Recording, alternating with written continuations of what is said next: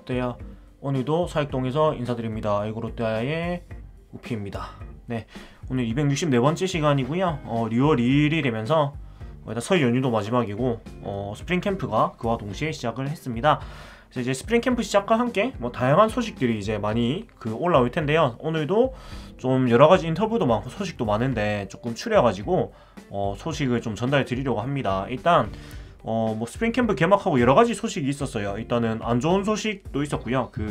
코로나 환자가 2명이 발생하는 그런 안 좋은 일도 있었지만 또 스프링 캠프 시작을 하면서 제가 좀 가장 인상 깊은 건 일단 수석 코치로 문규현 코치가 올라가게 됐습니다. 그래서 83년생 수석 코치고 3년 만에 코치란 지 3년 만에 수석 코치까지 올라가게 됐는데, 개인적으로는 굉장히 뭐라고 해야 될까요? 좋은 기용이라고 생각을 해서 이거를 조금 먼저 소개를 드리고, 그리고 이제 그와 같이 이제 서튼 감독의 인터뷰, 스프링 캠프에 대한 인터뷰를 좀 소개를 해드리고요. 그리고 2년 연속 주장을 맡은 전준우 선수 인터뷰, 그리고 이학주 선수 인터뷰를 많이 이제 할 수밖에 없는데, 이제 스프링 캠프 합류하고 이제 첫 유니폼 입고 한 그런 인터뷰도 간단하게 좀 소개를 해드리려고 합니다. 그래서 인터뷰가 사실은 다 기사를 통해서 보시고 하셨겠지만 조금 이제 보시기 편하게, 보고 들으시기 편하게 제가 좀 일목요연하게 정리를 해가지고 소개를 좀 해드리려고 해요. 그래서 일단 첫 번째로는 이렇게 서튼 감독이 한 인터뷰와 함께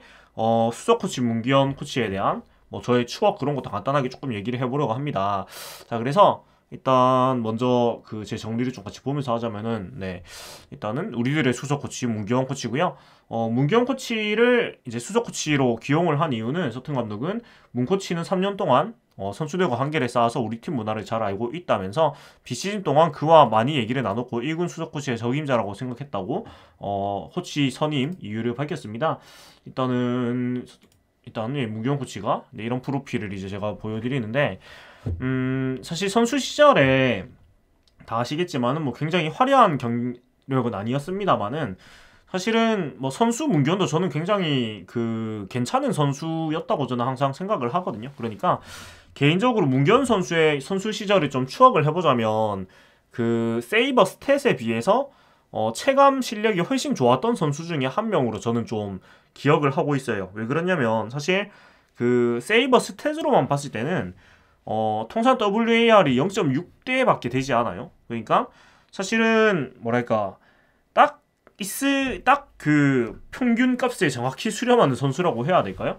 팀의 큰 보탬은 안 되지만 그래도 까먹지도 않지만 그런 선수로 숫자로는 평가가 되지만, 사실은 숫자 이면의 측면들, 물론 이제 문규현 선수의 유격수 수비도 범위가 너무 좁다거나 아니면 대시 수비가 전혀 안 된다거나 이런 얘기들도 많이 있었지만, 그래도 계산이 되는 플레이를 했던 선수여서 저는 굉장히 뭐랄까 가치 있는 선수였다고 생각을 하거든요.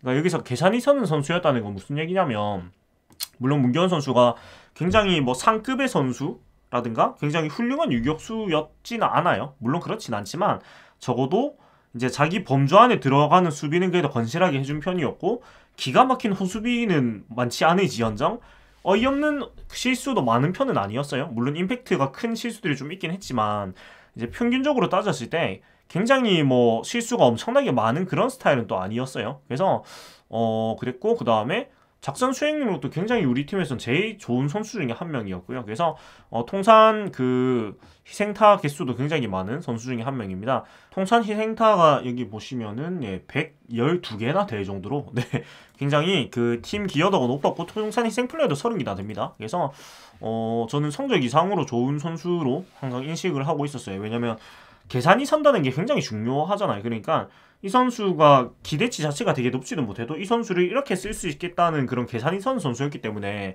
팀 입장에서는 굉장히 활용도가 높고, 적어도 자기 자리에서 자기 몫은 해주는 선수였고, 그리고 발동되는 문대호 모드로 인해가지고 굉장히 경기 후반이나 클러치 상황이 굉장히 강한 선수였기 때문에 저는 굉장히 좋게 기억하고 있는 선수 중에 한 명이고, 또 2연속 끝내기를 제가 직관에 둘 다 했거든요. 그래서 그때 임팩트도 워낙 강했고 했는데, 코치가 되면서 사실 저는 문규현 코치가 굉장히 좋은 코치가 될 거라고 좀 생각을 했던 게 뭐냐면, 사실 굉장히 훌륭한 선수가 아니었기 때문에 오히려 절대 다수의 굉장히 훌륭하지 못한 선수들을 누구보다 잘 이해를 해줄 수 있는 코치가 될 거라고 생각을 했고, 그리고 본인이 사실은 굉장한 스타 플레이어가 못 됐음에도 불구하고 그래도 한 팀에서 굉장히 오랜 시간, 18년이라는 긴 시간을 뛰고 FA까지 해냈다는 거는 뭐라고 해야 될까요? 어떻게 보면은 대다수의 선수들이 그 문경 코치의 경험을 보고 굉장히 많이 배우고 현실적으로 잘 따라갈 수 있는 그런 코치가 될 거라고 생각을 했어요. 그리고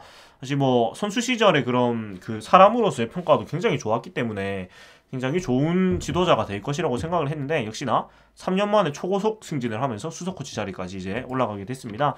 그래서 저는 뭐 계속 잘할 거라고 생각을 하고 어떻게 보면은 83년생의 문경 코치인데 굉장히 젊은 감독으로 이제 갈 수도 있겠다는 생각이 들기도 해요. 왜냐면은 그 팀의 이런 방향들을 오랜 시간, 그러니까 사실 문경 코치가 2002년에 이제 선수로 데뷔를 해가지고 20년이 넘는 시간 동안, 올해로 22년째죠. 22년 동안 롯데를 떠나본 적이 없습니다. 군 생활 말고는. 그렇다 보니까 이 팀의 뭐 변화하는 모습이나 아니면 이 팀이 가고자 한 방향 이런 거에 대해서 누구보다 잘 이해하고 있는 사람 중에 한 명일 거라서 아마도 조금 더 시간이 지나면 가장 유력한 감독 후보로 또 얘기가 나오지 않을까 싶습니다. 물론 이제 수석 코치 자리에서 역할이 잘해주느냐에 따라 달라지겠지만 아무튼 문규현 수석 코치를 또 응원을 하고 저는 이런 수석 코치로서 소통 역할을 굉장히 잘해줄 거라고 생각을 해요. 그래서 개인적으로 좀 기쁩니다. 문규현 코치가 되게 잘 돼가지고 그리고 조금 더 이제 기사 내용으로 이제 넘어가 인터뷰를 좀 소개를 해드리자면은 제가 순서대로 이렇게 좀 정리를 해놨습니다. 일단 위닝 컬처 확립하는 거를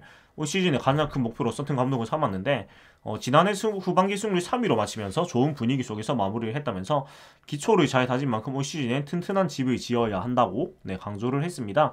일단 지난해에 서튼 감독 체제로 정확히 5할을 찍었고 후반기에는 굉장히 뭐 그 기세가 좋았죠. 그래서 그런 기세를 몰아가지고 올 시즌은 더 잘하겠다는 그런 그 포부를 밝혔고요.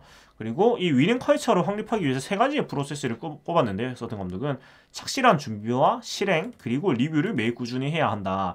이것이 선수단 돼야만 이기는 야구 문화를 제대로 확립할 수 있다. 앞으로의 스프링 캠프에서 가장 기대되는 부분이라고 하면서 오늘 선수에게도 스프링 캠프에 앞서서 지난해 잘했던 부분이 되짚어보고 어떤 부분을 배웠는지 리뷰해보는 것이 중요하다고 언급했다고 얘기를 했어요. 여기서 뭐 착실한 준비, 중요한 세 가지로 준비, 실행, 리뷰를 꼽았는데 저는 이 리뷰라는 단어가 가장 인상 깊고 중요한 것 같아요. 그러니까 결국 생각하는 야구를 해라는 뜻이거든요. 선수 본인이 훈련을 하면서도 그 다음에 경기를 하면서도 스스로 리뷰, 돌아보고 이 플레이를 내가 적합했는지 아니면 좀 아쉬웠는지 이런 것들을 생각하고 쉽게 말하면 이제 자기 주도식 야구를 해라는 뜻으로 그렇게 우리가 받아들일 수 있는 것 같아요. 그래서 우리가 수동적인 야구에서 능동적인 야구를 이렇게 끌어나가는 방향을 이렇게 좀 제시를 하는 것 같습니다. 그리고 그 유격수 마차도 선수, 유격수 손아섭 선수 공백에 대해서는 몇 명의 선수 이탈이 있었지만은 이건 역시 우리가 더 강해질 수 있는 기회라면서 이 악수를 비롯해서 유격수 자리에 많은 선수들이 경쟁하게 되는 점도 기대한다고 이거는 뭐 아주 원론적인 얘기로 좀 답변을 했네요. 우리가 더 강해질 수 있는 기회라고 얘기를 하는 게 뭐 상식적이죠. 네, 그리고 코칭 스태프와 선수들 간의 이제 소통을 또 강조했는데 스프링 캠프 전까지 새 구성원인 코치 선수들을 비롯해서 프런트와 R&D 팀 등과도 많은 얘기를 나눴다. 서로 좋은 관계가 이루어져야만 우리 팀 문화를 어떻게 이해하는지 알 수 있고 선수들도 자신의 실력을 제대로 선보일 수가 있다. 매우 중요한 부분이라고 얘기를 했습니다. 또 코칭 스태프들도 많은 변화가 있었고 그리고 또 새로 들어온 선수들도 많이 있기 때문에 사실은 그 서튼 감독이 한 얘기 중에서 프런트의 지지를 느꼈다고 얘기를 했거든요. 왜냐면 이제 계약을 또 연장을 하고 했기 때문에. 그래서 이 결국 프런트, 코칭 스태프, 선수 이렇게 삼위일체가 돼가지고 돌아가는 게 중요하다는 얘기가 되겠고 그 부분을 사실은 잘 돼야만 이제 잘 할 수가 있을 거예요. 왜냐면은 야구단을 이루는 그 세 가지 요소가 따로 놓이면은 당연히 좋은 성적이 날 수가 없기 때문이죠. 그래서 우리 팀의 문화를 제대로 이해하는 거 중요하다고 얘기를 했고 그 다음에 전준우 1루 기용에 대해서는 전준우 올 시즌 외야수를 맡게 된다. 만약 1루까지 볼 수 있는 능력이 쌓인다면 팀은 더욱 강해질 것이라고 이것도 사실 원론적인 인터뷰를 했는데 물론 이제 1루를 볼 수 있으면 옵션이 훨씬 더 많아지긴 하겠죠. 왜냐면 이제 경기 후반에 전준우 선수가 좌익수에서 1루수로 빠지고 뭔가 그 자리에다가 대수비를 넣는다거나 아니면 뭐 대타 대주자를 넣는다거나 옵션은 훨씬 더 많아지는 건 맞긴 한데 사실은 이 정도로 말을 한 거는 사실은 뭐 하면 좋겠다 정도니까 현실적으로 전준우 선수가 1루를 되게 뭐 많이 보고 할 일은 아마 없을 것 같아요. 지금의 말만 봤을 때는 다만 이제 1루를 볼 수 있는 능력 그러니까 유사시에 나갈 수 있는 정도로 스프링 캠프에서 좀 1루수 밑을 좀 껴보는 정도로 하지 않을까라는 생각이 드는 것 같아요. 그 정도인 것 같고, 사실은 나이를 많이 이제 든 상태에서 새로운 포지션을 개척한다는 게 대단히 어려운 일이기 때문에 모르겠어요. 뭐 스프링 캠프에 따라 다르겠지만 사실은 1루수 기용에 대한 얘기가 이제 몇 년 전에도 나왔었지만 끝내 못한 거는 사실은 굉장히 좀 어렵기 때문이 아닐까라는 생각이 들어요. 그래서 뭐랄까 1루를 보면 좋겠지만 현실적으로 보기엔 좀 어려울 것 같습니다. 그래서 이 정도로 얘기를 하고요. 그리고 이어가지고 이제 전준우 선수 2년 연속 주장을 맡게 된 전준우 선수 인터뷰를 좀 소개를 드릴 텐데요. 전준우 선수 인터뷰는 이렇게 있습니다. 그래서 여러가지 사실 팀의 변화를 온전히 목격하고 있는 유일한 선수가 되어가고 있어요. 우리 팀에 이제 거의 최고참급으로 올라가고 있거든요. 전준우 선수가 이제 나이로 치면 이제 넘버 2가 되겠지요. 그 선수단 타자들 중에서 이대호 선수 다음이 이제 전준우 선수입니다. 86년생인데도 벌써 그렇게 되었어요. 정훈 선수가 80이고요. 전준우 선수가 이제 86년생입니다. 그래서 그리고 뭐 해외 진출이나 이런 것도 하지 않았었기 때문에 이대호 선수도 중간에 이제 해외를 갔다 왔기 때문에 2010년대를 온전히 이 팀에서 보낸 거의 유일한 선수라고 얘기를 할 수가 있겠어요. 물론 정훈 선수도 있지만 조금 더 이제 주장도 맡고 이런 역할을 했으니까. 그래서 이 팀의 변화에 대해서 무엇보다 좀 소회가 많을 것 같은 전준우 선수인데, 전준우 선수 인터뷰도 제가 좀 정리를 해가지고 같이 좀 보도록 하겠습니다.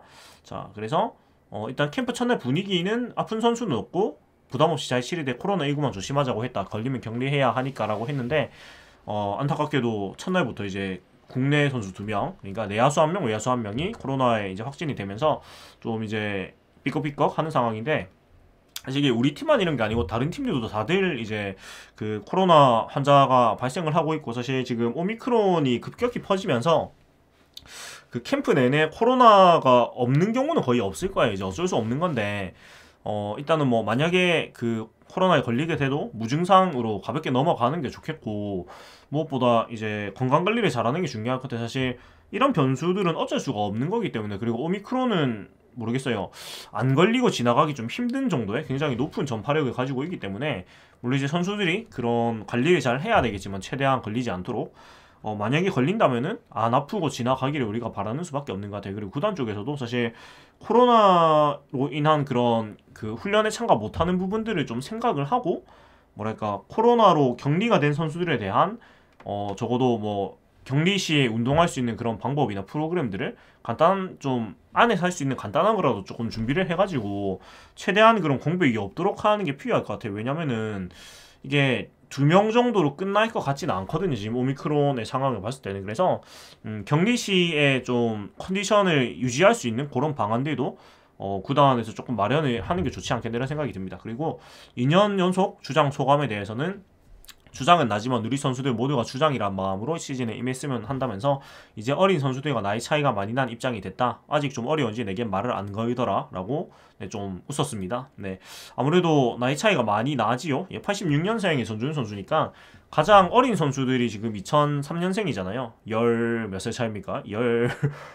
18살 차이인가요? 예, 굉장히 17살 차이? 뭐 거의 이제 삼촌뻘이 넘어서고 있는데, 그렇긴 하지만 또 조금씩 또 친해지고 하면은 잘 되겠지. 사실 우리 팀의 분위기가 막 그 위계적인 느낌이 있는 분위기는 사실 아니거든요. 여러 가지 뭐 자이언츠 TV나 여러 가지 영상을 봐서 느끼는 분위기는. 그래서 또 잘 이끌지 않을까라는 생각이 들고, 22년 시즌에 주장으로서 좀 많이 도와준 선수는 손합 선수를 꼽으면서 좀 씁쓸한 미소를 지었다고 하는데, 모르겠어요. 이게 사실 손합 선수가 잘 못 그러는 스타일로 조금 알려져 있었는데, 물론 주장을 맡은 시즌에도 결국은 이제 민병헌 선수한테 넘겨주면서 이러기도 했어가지고, 사실 그것 때문에 조금 후배들하고의 그런 관계가 썩 좋지는 못한 게 아니냐는 얘기도 많이 나왔었는데, 오히려 그런 얘기가 나오고 나서 조금 뭐라고 할까요?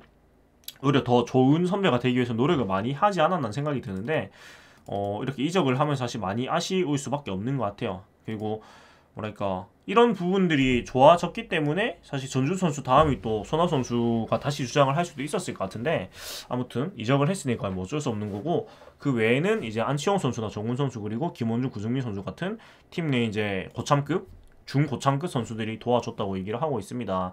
안치홍 선수가 그런 역할을 했다는 것은 굉장히 좀 의미 깊은 것 같아요. 이제 팀이 완전히 정말 적응을 하고 이제 완전히 녹아들었다는 뜻인 것 같아서 되게 좋은 것 같고, 그리고 2022년 시즌 좋은 개인 성적에 대한 소감은 선수는 사실 만족을 모른다. 안타 8개를 더 쳤으면 200안타였고 몇 개 더 쳤으면 타격왕도 할 수 있었고 홈런도 7개였는데 더 쳤으면 좋았을 것이라면서 올해는 작년보다 모든 면에서 좀 더 좋은 성적 내고 싶은 욕심이 있다고 말을 했습니다. 뭐 당연한 거기 사실 지난 시즌 굉장히 좋은 성적을 냈는데 좀 아쉬운 게 이제 타격왕이나 이런 뭐 200안타 이런 것들이 많이 걸렸어가지고 선수 본인이 많이 아쉬웠을 것 같아요. 홈런도 사실 두 자릿수를 못 채운 것도 많이 아쉬웠을 것 같고 뭐 그렇긴 합니다. 그래서 뭐 좀 더 좋은 성적 냈으면 물론 팬들도 좋을 것 같고, 그리고 젊은 선수들에게 하고 싶은 말은 손아섭이 빠진 자리를 차지하려면 그만큼 노력해야 한다면서 굉장히 좀 동기부여를 해주는 그런 얘기를 또 해줬고요. 그리고 처음 합류한 이학주에게 하고 싶은 말은 아직 낯가리는 것 같다. 아마 낯설고 어색할 거다. 하지만 선수들은 같이 운동하다 보면 금방 친해진다고 말을 했고 아마 또 많이 도와줄 것 같아요.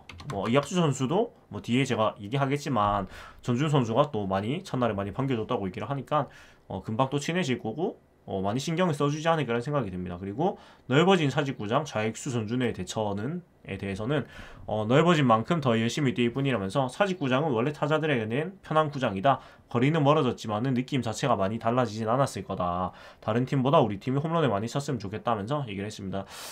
사실은 이 좌익수 전준우 선수가 올 시즌까지 뛸 거라고 생각하는 사람이 그렇게 많지는 않을 거예요. 근데 다른 선택지가 없는 상황이다 보니까 뭐 더 열심히 하는 수밖에 없는 것 같고, 1루수 전환이 사실은 안 되기 때문에 좌익수로 열심히 뛸 수밖에 없는 것 같아요. 이제 올 시즌이 끝나고 이대호 선수가 은퇴를 하고 나면은 아마도 지명타자 자리를 전준 선수가 많이 활용을 하게 되지 않을까 싶긴 한데 뭐 그럼에도 불구하고 모르겠어요. 이게 좌익수 전준우 선수의 수비에 대해서는 좋다고 말을 도저히 할 수는 없기 때문에 좀 어렵긴 합니다만, 그래도 뭐 누구보다도 열심히 하는 선수임은 분명합니다. 네, 그렇기 때문에 뭔가 그런 세금을 각오하고 쓰는 거기 때문에 좌익수 전준 선수의 수비에 대해서 저는 막 아쉬운 소리를 많이 하고 싶진 않아요. 그것을 장단을 명확히 알고 장이 더 크기 때문에 쓰는 거기 때문에, 그래서 더 열심히 더 멋진 수비를 하기를 응원을 하는 수밖에 없는 것 같고요. 그리고 이대호 선수의 은퇴 시즌인데 이런 거에 대해서는 대호 형이 마지막을 멋있게 장식하고 싶다. 마지막이 좋아야 좋은 것 아닌가. 대호 형이 멋지게 은퇴하는 기준이 시즌이 됐으면 좋겠다. 시즌이 됐으면 한다면서 멋지게 은퇴하는 그런 시즌을 같이 만들어 보겠다는 또 의지를 다졌습니다. 그래서 사실 주장으로서 굉장히 너무나 잘 해준 지난 시즌이었어가지고 뭐랄까 많은 팬들이 전준 선수에 대해서 약간 고마움을 넘어선 약간 마음의 짐을 가지고 있는 정도로 너무나 잘해주고 있는데 올 시즌도 주장으로서 멋진 모습 보여주고 또 좌익수로서 또 타자로서도 멋진 모습을 응원을 해야 될 것 같습니다. 그리고 이제 이학수 선수가 처음으로 오피셜이 나왔죠. 이렇게 우리 팀 유니폼을 입고 처음으로 이제 인터뷰를 했는데 굉장히 일단은 몸 관리는 잘 된 모습이죠. 외견상으로 봤을 때는. 다만 이제 좀 눈이 좀 슬퍼 보이긴 해요. 본인도 그렇게 얘기를 했을 정도로 굉장히 조금 절박하고 조금은 정신적으로 좀 어려운 상황이 좀 묻어나는 그런 얼굴 상태인데요. 일단 인터뷰를 쭉 제가 정리한 거를 또 같이 보면서 얘기를 하자면은 이렇습니다. 자, 일단은 뭐 종합적으로 이런 얘기를 했어요. 트레이드 될 거라는 생각은 안 했고 그런 일로 스트레스 받지 않았고 롯데에 왔으니까 마지막이라는 생각으로 절실하게 뛰겠다고 했고 솔직히 자신감이 많이 떨어져 있다. 이 얘기가 저는 되게 조금 그 앞전에 소개해드렸던 인터뷰랑 좀 많이 다른 게, 이렇게 그 직설적으로 솔직히 자신감이 많이 떨어져 있다고 얘기를 잘 안 하거든요. 어지간한 선수들이. 근데 이거를 좀 직접적으로 얘기를 했다는 건 그만큼 좀 많이 정신적으로 힘들었다는 뜻인 것 같기도 하고, 이런 거를 공개적으로 얘기를 하면서 조금 더 스스로 파이팅을 주는 것도 있는 것 같아요. 그리고 내 스피드를 보여드리기 위해서 러닝을 많이 하고 있다. 남은 캠프 기간에도 계속할 예정. 그리고 캠프 첫날인데 전준우, 정훈 선배, 치용이가 반겨줘도 롯데 생활 재미있게 할 수 있을 것 같다면서 결국은 이 또래에 있는 사람들이 많이 챙겨줘야 돼요. 왜냐면은 또 이학수 선수 밑에는 되게 어리기 때문에 막 처음 온 선배한테 후배들이 막 다가가는 건 되게 불가능에 가까운 일이고, 결국은 뭐 이렇게 전준우, 정훈 같이 선배들이나 동갑내기 안치홍 선수나 뭐 구승윤 선수 이런 선수들이 많이 좀 잘 챙겨줘야 되겠지요. 그리고 몸 상태에 대한 질문에서는 몸 상태에는 전혀 이상이 없고 주전 욕심이 없다면 거짓말. 캠프 기간에 절실하게 노력하겠다. 다지지 않게 선의의 경쟁을 통해서 좋은 결과 내고 싶다고 얘기를 했고, 서튼 감독님에 대한 이제 느낌에 대해서는 서튼 감독은 서튼 감독님은 선수들에게 굉장히 에너지를 불어넣는 스타일이다.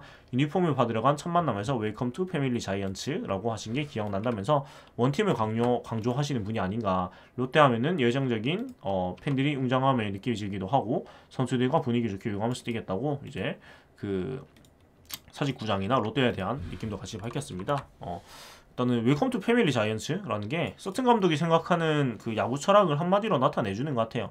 진짜 한 가족, 서튼 이제 코칭 스태프, 선수, 그리고 구단, 프런트 모두가 이제 패밀리라고 생각하고 나가는 그런 걸 좀 얘기를 했던 것 같고, 그리고 안치홍 선수와 90 키스톤에 대해서는 아직 키스톤이라 말하기는 이르고 이 악물고 최선을 다해서 노력하겠다고 말했습니다. 굉장히 이 부분에 대해서 되게 조심하는 게 뭐 꾸준히 느껴지는 것 같아요. 본인이 사실은 이제 트레이드돼서 왔지만 주전이 아니고 경쟁을 이제 해가지고 쟁취를 해야 된다는 거를 굉장히 스스로도 많이 의식하는 게 이날 인터뷰에서도 많이 느낄 수 있는 것 같고, 그리고 그 학주교 응원가에 대해서는 내가 야구를 못해서 좋은 응원가가 못 찼다. 응원가보다는 선수로서 좋은 성적을 내는 초점을 맞추겠다면서 이것도 굉장히 좀 그 조심스러운 그런 워딩을 좀 보여준 것 같아요. 그러니까 사실 본인이 스스로 자신감이 많이 떨어져 있다고 얘기할 정도로 이런 인터뷰에서도 그런 부분이 좀 묻어나는 것 같아요. 정말 많이 조심하고 있고 조금이라도 구설에 오를 수 있는 얘기를 절대 하지 않는 그런 게 좀 느껴지는 것 같아요. 반대로 말하면은 그런 구설들이 본인을 얼마나 힘들게 했는지를 간접적으로 좀 느끼게 해주는 그런 그 인터뷰 할 때 말들인 것 같아요. 그리고 팬들에게 각오는 2년간 성적이 좋지 않아서 많은 팬들에게 실망을 드렸다.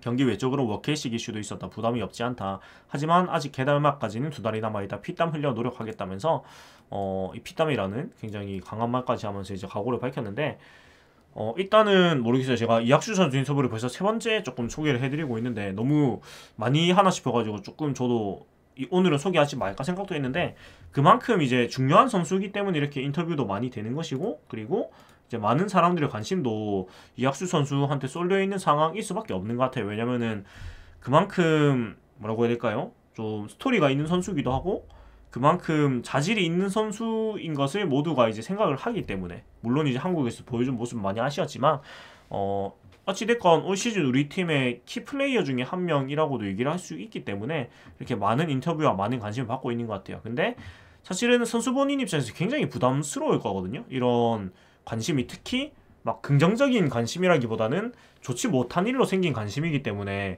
굉장히 부담이 많이 될 텐데도 불구하고 이런 부담을 굉장히 말끔하게 큰 뭐라고 해야 될까요? 무리 없이 굉장히 잘 넘기고 있는 거에 대해서는 굉장히 높은 점수를 주는 것 같고, 몇 달의 시간 동안 굉장히 좀 마음 정리를 잘 한 것 같아요. 왜냐면은 사실 이런 같은 질문을 계속 받으면 굉장히 좀 별로 기분이 안 좋을 수밖에 없잖아요. 그것도 좋은 얘기도 아니고. 그렇다 보니까 굉장히 힘들 텐데 어떻게 보면은 이런 것들을 스스로 좀 정해놓은 답을 안전하게 잘 하면서 더 이상 논란을 만들지 않고 정말 야구에만 집중하고자 하는 거는 일단은 이학수 선수가 정말 그 정신무장을 제대로 했구나 이런 생각이 드는 것 같고요. 그리고 앞으로 이제 또 훈련 영상이나 여러 가지 이제 스프링 캠프 관련된 기사들이 계속 나올 텐데 이제 비로소 조금 그 재미있게 저도 할 얘기가 생길 것 같고, 그 다음에 여러 가지 좀 뭐 훈련 영상이나 이런 걸 보면서 제 나름의 그런 느낀 점도 얘기할 수 있는 상황이 된 것 같아가지고 조금 더 이제 그 생동감 있는 얘기를 할 수 있을 것 같아서 저도 좀 기대가 되고 그렇습니다. 그래서 오늘 이렇게 아이고 롯데야 263번째 시간이었고요. 264번째였군요. 그리고 제가 방송을 쭉 하면서 일단 200명을 드디어 넘겼는데요. 너무나 감사드리고 열심히 해가지고 일단 그 2월 안에 제가 1000명을 이제 구독자를 모으는 게 목표인데 어떻게 될지 모르겠지만 일단 열심히 해보도록 하고요. 그 다음에 일단은 여러 가지를 하면서 제가 지금 야구 기사 소개 위주로 하고 있는데, 제가 뭐 사직동에 사는 장점을 살려가지고 조금 그 사직동 야구장, 사직 야구장과 사직동 동네에 대해서 조금 뭐 소개해드리는 그런 콘텐츠를 좀 해보면 재미있지 않을까 이런 생각이 좀 들더라고요. 물론 시즌이 개막을 하면은 더 이제 이 동네에 사는 장점을 살릴 수 있겠지만, 지금은 좀 사직동 동네 나들이를 좀 영상으로 소개를 해드리면은 조금 재미있게 보시면서도 좀 도움이 되지 않을까 그런 생각이 들어가지고 그런 것도 한번 시도를 해볼까 생각을 해보고 있습니다. 그래서 조금 보고 싶으신 그런 콘텐츠나 그런 게 있으시면은 남겨주시면은 제가 보고 열심히 또 배워가지고 네, 열심히 한번 해보도록 하겠습니다. 아무튼 여기까지 아이고 롯데였고요. 재밌게 보셨다면은 구독과 좋아요 부탁드리겠습니다. 지금까지 저는 우피였고요. 내일도 사육동에서 인사드리겠습니다. 타임 투 윈 롯데 자이언츠.